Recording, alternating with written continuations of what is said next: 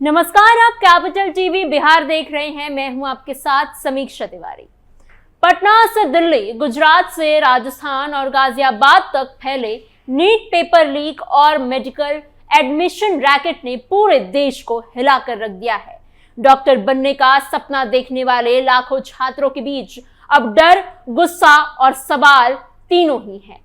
एक तरफ नीट परीक्षा में पेपर लीक के आरोपों की जांच सीबीआई कर रही है, तो वहीं दूसरी तरफ दिल्ली पुलिस में मेडिकल कॉलेज में एडमिशन दिलाने के नाम पर चल रहे एक बड़े संगठित गिरोह का खुलासा किया गया है।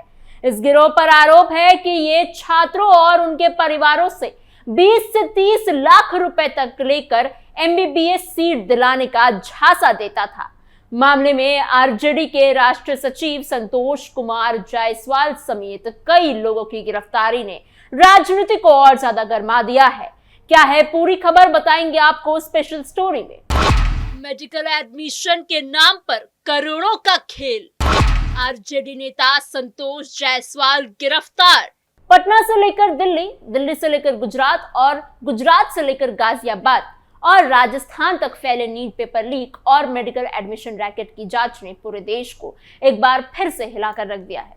लाखों छात्रों के भविष्य से जुड़े इस मामले में अब हर दिन नए खुलासे हो रहे हैं। एक तरफ जहां नीट परीक्षा में पेपर लीक होने के आरोपों की जांच सीबीआई कर रही है, तो वहीं दूसरी तरफ दिल्ली पुलिस ने मेडिकल कॉलेज में एडमिशन दिलाने के नाम पर चल रहे बड़े संगठित गिरोह का पर्दाफाश किया है।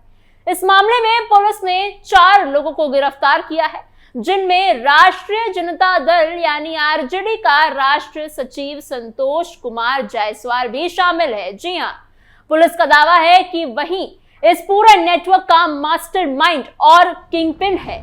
नीट देश की सबसे बड़ी मेडिकल प्रवेश परीक्षा मानी जाती है। हर साल करीब 20 लाख से ज्यादा छात्र इस परीक्षा में बैठते हैं। इन छात्रों का सपना डॉक्टर बनना होता है, लेकिन पिछले कुछ सालों में नीट परीक्षा को लेकर लगातार विवाद सामने आते रहे हैं। कभी पेपर लीक के आरोप लगे, कभी फर्जी एडमिशन और कभी पैसे लेकर सीट दिलाने के मामले सामने आए हैं। इस बार मामला और ज्यादा बड़ा इसलिए माना जा रहा है क्योंकि इसमें अलग अलग राज्यों से जुड़े लोगों, कोचिंग नेटवर्क, बिचौलिए और राजनीतिक कनेक्शन की बातें सामने आई हैं। दिल्ली पुलिस के मुताबिक ये गिरोह मेडिकल की तैयारी कर रहे छात्रों और उनके परिवारों को एमबीबीएस सीट दिलाने का झांसा दिया करते थे। छात्रों से ये कहा जाता था कि अगर वो 20 से 30 लाख रुपए तक देने के तैयार हैं, तो उन्हें किसी न किसी मेडिकल कॉलेज में एडमिशन दिला दिया जाएगा। इसके लिए गिरोह के लोग खुद को बड़े नेटवर्क से जुड़ा बताते थे। कई परिवार अपने बच्चों का भविष्य सुरक्षित करने के लिए इनके झांसे में आ भी गए। पुलिस जांच में सामने आया है कि ये गिरोह छात्रों और उनके परिवारों का भरोसा जीतने के लिए पहले उनसे लगातार संपर्क करते हैं, फिर उन्हें बताया जाता है कि नीट परीक्षा से पहले सेट पेपर उपलब्ध कराया जाएगा।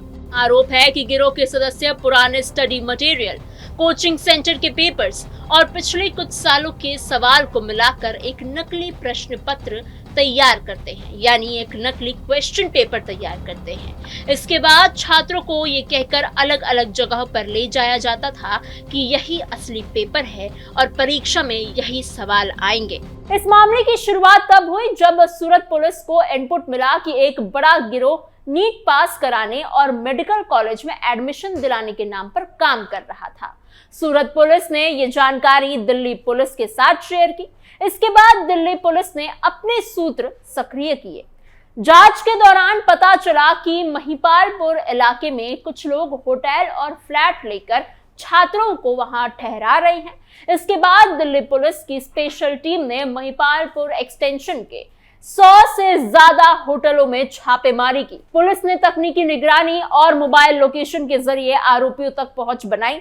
इस दौरान गुजरात के छात्रों को फंसाने वाले विनोद भाई भीखा भाई पटेल को पकड़ा गया। जांच में सामने आया कि पटेल परिवार से संपर्क करने और उन्हें इस नेटवर्क तक लाने का काम किया करता था। वो खुद को भरोसेमंद आदमी बताकर अभिभावकों को विश्वास दिलाता था और उनके बच्चों का एडमिशन पक्का हो जाएगा ये कहता था। पूछताछ में पुलिस को यह भी पता चला है कि गिरोह सिर्फ पैसे ही नहीं लेता था, बल्कि सुरक्षा के नाम पर छात्रों की 10वीं और 12वीं की असली मार्कशीट भी अपने पास रख लेता था। कई परिवारों ने साइन किए हुए खाली चेक भी इनके नाम कर दिए थे। पुलिस का कहना है कि इससे परिवार पर दबाव बनाया जाता था ताकि वो बाद में पुलिस या किसी और एजेंसी के पास शिकायत लेकर ना जाए। दिल्ली पुलिस की जांच में सबसे बड़ा नाम संतोष कुमार जायसवाल का ही सामने आया। संतोष बिहार के मोतिहारी जिले के घोड़सहन इलाके का रहने वाला है और दिल्ली में दवा का कारोबार करता है। बताया जा रहा है कि वो पिछले साल रक्सौल विधानसभा सीट से चुनाव भी लड़ा था। पुलिस का दावा है कि वही पूरे नेटवर्क को चला रहा था। उसे गाजियाबाद के एक अस्पताल के पास से गिरफ्तार किया गया है। पुलिस ने उसके कब्जे से 3 छात्रों को भी छुड़ाया है। जांच में सामने आया कि कई छात्रों को उनके परिवार से अलग रखा गया था, उनसे फोन तक नहीं करने दिया जाता था उन्हें। पुलिस का कहना है कि छात्रों को इस तरह रखा जाता था ताकि वो किसी से संपर्क न कर सके और पूरा नेटवर्क गुप्त बना रहे। बाद में गाजियाबाद के एक फ्लैट पर छापेमारी की गई, जहां से 15 और छात्रों को छुड़ाया गया। इनमें कुछ नाबालिग भी थे। ये सभी छात्र 3 मई को नीट परीक्षा देने वाले थे। पुलिस ने इन छात्रों को समझाया और उन्हें परीक्षा में बैठने की अनुमति दी गई। इसी फ्लैट से 2 और आरोपियों यानी संत प्रताप सिंह और डॉक्टर अखलाक आलम उर्फ गोल्डन आलम को गिरफ्तार किया गया। पुलिस के मुताबिक डॉक्टर आलम ही नकली प्रश्न पत्र यानी क्वेश्चन पेपर तैयार किया करता था। वो पिछले साल से पेपर्स और कोचिंग मटेरियल को मिलाकर ऐसे पेपर बनाता था जिससे कि छात्रों को और परिवार को लगने लगे कि यही असली लीक पेपर है। संत प्रताप सिंह पर आरोप है कि वो रहने, खाने और दूसरी व्यवस्थाएं किया करता था छात्रों के लिए। वहीं पटेल परिवारों तक पहुंचने और उन्हें जाल में फंसाने का काम किया करता था। पुलिस का कहना है कि ये पूरा नेटवर्क बहुत ही सोच समझकर बनाया गया था और इसका मकसद मेडिकल की तैयारी कर रहे छात्र और उनके परिवारों की मजबूरी का फायदा उठाना था। बीजेपी का आरजेडी पर बड़ा हमला। आरजेडी नेता की गिरफ्तारी से बढ़ी राजनीति। इस पूरे मामले में राजनीति भी शुरू हो गई है। बीजेपी ने आरजेडी पर तीखा हमला बोला है। बीजेपी प्रवक्ता डॉक्टर प्रीति शेखर ने कहा कि एक तरफ तेजस्वी यादव नीट छात्रों के लिए चिंता दिखा रहे हैं, तो वहीं दूसरी तरफ उनकी पार्टी के नेता ऐसे गिरोह में शामिल पाए जा रहे हैं। उन्होंने मांग की कि तेजस्वी यादव इस मामले पर साफ जवाब दे। हालांकि अभी तक आरजेडी की तरफ से इस मामले में कोई बड़ी आधिकारिक प्रतिक्रिया सामने नहीं आई है। नीट पेपर लीक मामले की जांच अब सीबीआई के पास है। केंद्र सरकार ने देश भर में बढ़ते विरोध और छात्रों के गुस्से के बाद ये फैसला लिया था।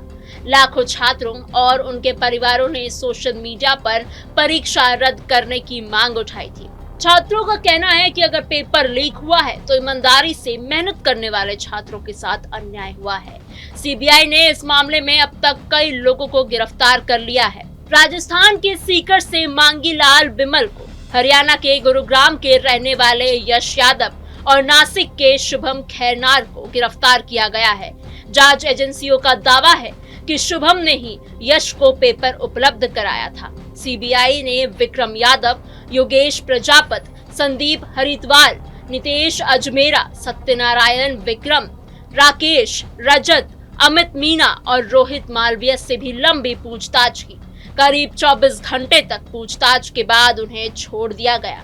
इसके अलावा महाराष्ट्र के पुणे की रहने वाली ब्यूटिशियन मनीषा वाघमरे और अहिल्या नगर के धनंजय निवृत्ति लोखंडे को भी हिरासत में लेकर पूछताछ की जा रही है। जांच एजेंसियों का आरोप है कि मनीषा के 21 बैंक खातों में करीब 10 लाख रुपए जमा किए गए थे। अब एजेंसियां ये पता लगाने की कोशिश कर रही है कि ये पैसा आखिर आया कहां से और किस काम के लिए इस्तेमाल होना था। जांच एजेंसियों को शक है कि ये नेटवर्क सिर्फ एक राज्य तक सीमित नहीं है, बल्कि अलग अलग राज्यों में एजेंट और बिचौलिए मौजूद है। कुछ लोग छात्रों को ढूंढते थे, कुछ लोग परिवारों से पैसे लेते थे, कुछ फर्जी पेपर तैयार किया करते थे और कुछ रहने की व्यवस्था संभाला करते थे। पुलिस अब ये भी पता लगाने में जुटी है कि क्या इस गिरोह का संबंध किसी बड़े परीक्षा माफिया से तो नहीं है। भारत में प्रतियोगी परीक्षाओं में पेपर लीक का मामला कोई नया नहीं है। पिछले कुछ वर्षों में रेलवे भर्ती, शिक्षा भर्ती, पुलिस भर्ती और दूसरी सरकारी परीक्षाओं में भी पेपर लीक के आरोप सामने आए हैं।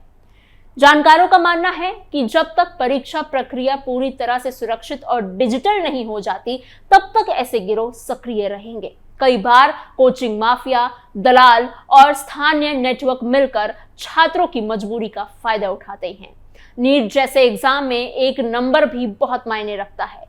लाखों छात्र दिन रात मेहनत कर रहे थे। कई परिवार अपनी जमा पूंजी बच्चों की पढ़ाई पर खर्च कर रहे थे। ऐसे में जब पेपर लीक या फर्जी एडमिशन के रैकेट की खबर आती है तो छात्रों का भरोसा सिस्टम से उठ जाता है, टूट जाता है। इस बार भी देश भर में छात्रों ने विरोध प्रदर्शन किए। सोशल मीडिया पर #NeetScam और #NeetPaperLeak जैसे हैशटैग्स ट्रेंड कर रहे थे। सरकार की तरफ से कहा गया कि दोषियों को बख्शा नहीं जाएगा।